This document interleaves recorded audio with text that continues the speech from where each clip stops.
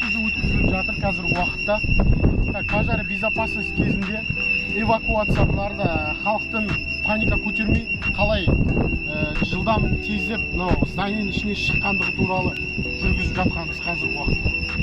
Өзіме бірге маңызды құжаттар жеке басын анықтайды, және де жаңағы бағалы ценные вещи, бағалы заттар, содан кейін фирманың дүния мүлкісі болатын болса, сейф қырсық болатын болса, зданиеден онда көтеріп алып шығу керек негізі. Сосын қасыңызда адамдар болатын болса, жаймен деп бәрін қарап шығып, қасыңыздағы адамдардың бәрін ертіп шығуларыңыз керек. Бірақ паника көтерілуге болмайды.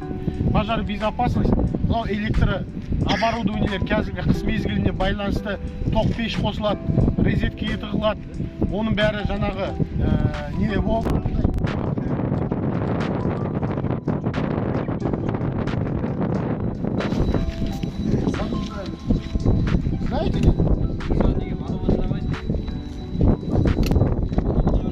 Пломбасын үзесіздер, сосын фиксаторын аласыздар. Метр.